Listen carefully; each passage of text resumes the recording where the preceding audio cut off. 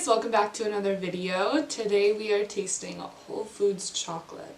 I wrote an article earlier this month on 9 ethical brands that you can buy from Whole Foods, 9 ethical chocolate brands. And I chose last month while I was in Seattle some bars from each brand, like Alter Ego and Raaka. I chose some bars that sounded good to me so that I knew I was getting an accurate reading on flavors that I actually like and the quality that the makers can put out. So today we're tasting 4 milk chocolates and 4 dark chocolates, each one from a different brand except for one brand which has 2. So let's get into it. So first up we are trying the milk chocolates, and in our lineup we have ta-da! The Unreal milk chocolate, 41% gems. Let's be honest, they're M&Ms. I was really impressed by these because the ingredients list actually isn't too bad. I don't know what organic blue agave inulin is, but I assume it's a sweetener, and hey, it's organic. Then again, so is hemlock. Ooh, that was very easy to open. Oh, they smell good. They smell candy-ish, but they smell like a candy jar. Oh, they look like sort of like less shiny M&Ms, and obviously with no M on them. I've been led to believe that if you have different colors, they don't taste different, but we'll see.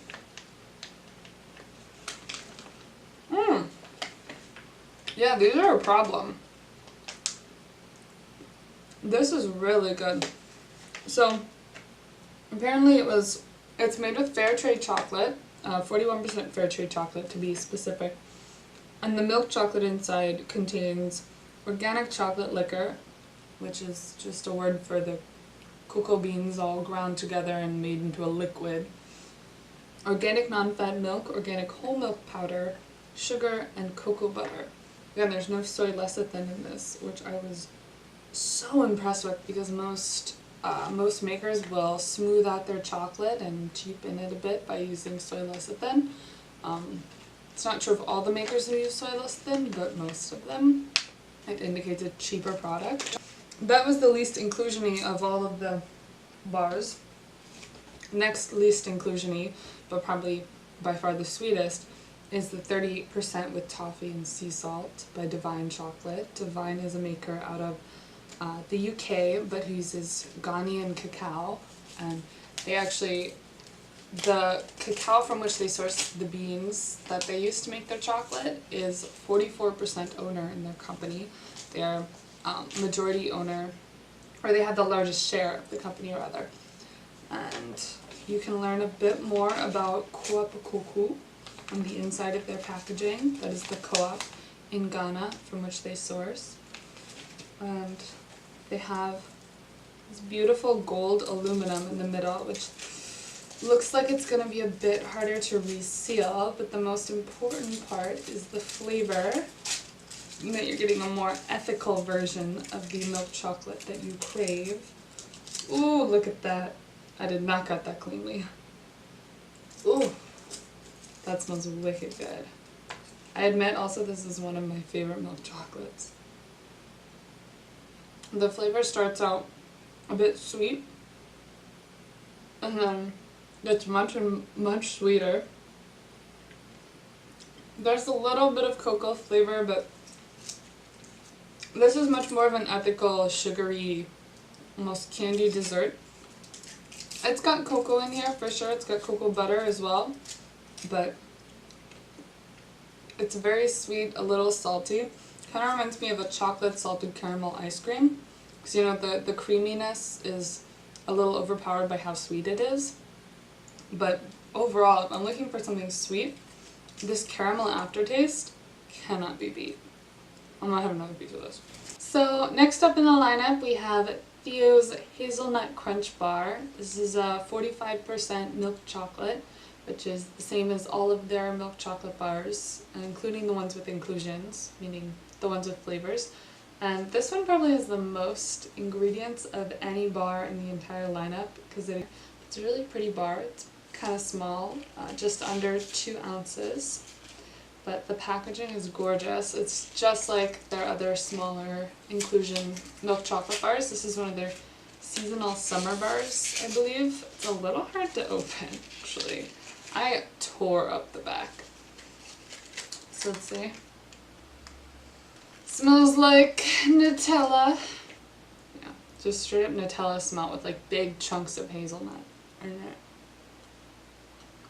Little tiny pieces of like sugar, cooked sugar that they actually called brittle on this messed up ingredients list that I'm trying to read. It's really sweet. It's almost as sweet as Nutella, but it's got a bit more saltiness than that creamy hazelnut spread we all love so much. It's also, I'd say, probably more ethical than Nutella.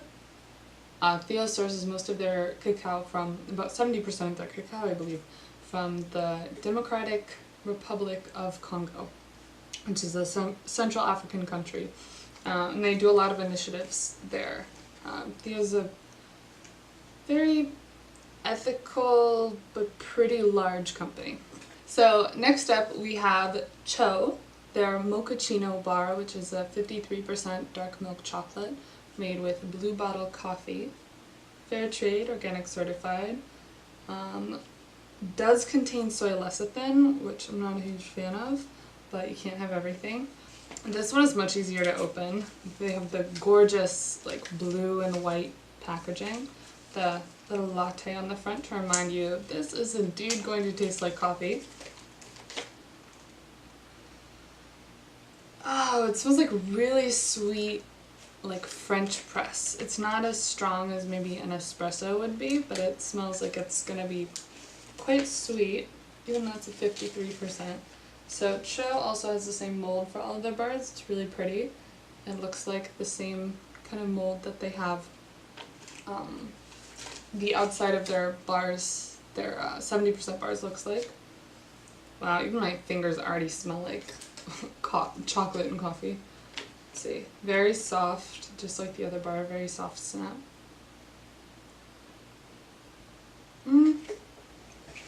Even off the bat, this is a pretty strongly coffee flavored bar. They're not messing around. Okay, this is good. I'm actually a really big fan of this bar. If you like a little bit of cream and a little bit of sugar in your coffee, this would be the perfect bar for you. So first up we have Alter Eco, their crisp mint chocolate bar. 60% cocoa, so quite a sweet base chocolate, but I'm really excited. The milk chocolates were really wicked sweet. Even the 53% was quite sweet. So let's see how this 60% fares.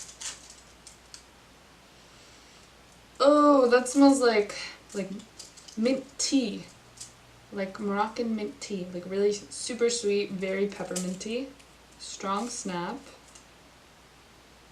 Let's see how it tastes. The crunches are a bit subtle. You taste the pepper, you feel the peppermint a bit first. And then some deeper cocoa flavors. This is also pretty sweet. But it reminds me in a really good way of York peppermint patties. Like, if you like York peppermint patties, this is the grown-up, this is the grown-up version of that.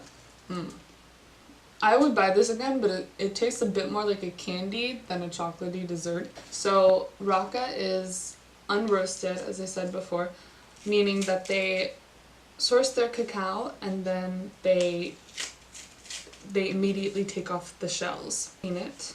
Let's see. Doesn't smell super smoky.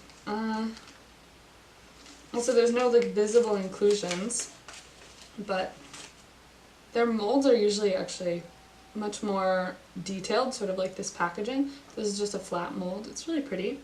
This would be a gorgeous bar to give as a gift. Let's see, it smells just a little sweet, pretty earthy, and actually a little bit fruity. I'm not getting many spicy notes. Let's see. Oh, okay. Yeah, that is a really hard melt. That's a very long melt. But this bar, It's fine. It took a while for any flavor to sort of show up. My apartment is not cold, it's actually quite warm. So I'm missing any chai. This is a good dark chocolate, but Raaka, where's my smoked chai? Following that chai-less 68% Raaka bar, I think we're going to go for the chocolate caramel bar confection thing next. This does not have a percentage of cacao, so I'm just going by the 70% is the desired average. And I've never actually had one, not a single one. It smells really nutty. It looks pretty dark. This one's actually a little off temper. Could have been my fault. Transport from Seattle to Korea is a bit tough. So let's see. What? Oh! It's straight up just caramel inside.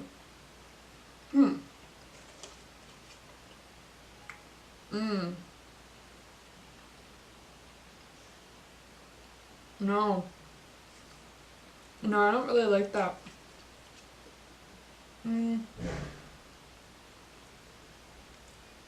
It's made with a rice syrup, heavy cream, invert sugar, and brown sugar caramel base.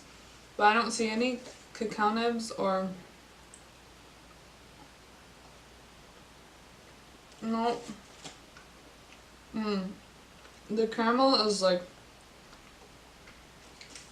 It's all the same texture and it's kind of a little fluffy.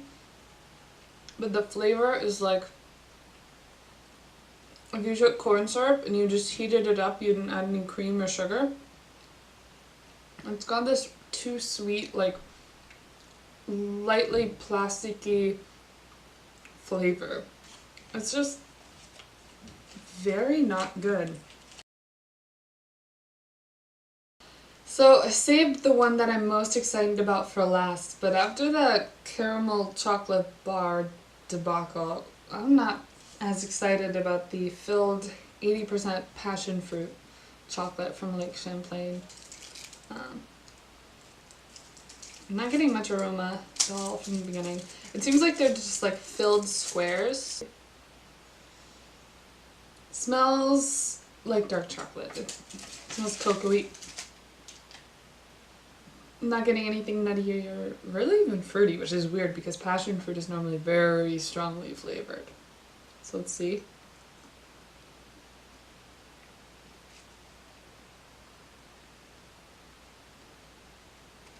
Oh no. This is not good. I'm actually gonna go spit this out. That's not worth the calories when I have 6 other bars that I would rather eat. Oh. That's not good. Oh, but I forgot what it tasted like. It would taste like fake. Actually, that one's a little mango-y, but... Oh. I don't know if it's the chocolate on the outside or the inside, but... Oh, it tastes like artificial fruit flavor with this horrible semi-caramelly texture. That is not good. Okay, I saved the worst for last. On that note, I hope you got a little more insight into what to look for at Whole Foods and which brands to keep an eye out for. If you're interested in reading more about any of these companies, please click the link below and read the blog post I wrote on my site. And if you like this video, please like it. If you have any comments or questions, leave a comment, and I'll see you in the next video. Bye!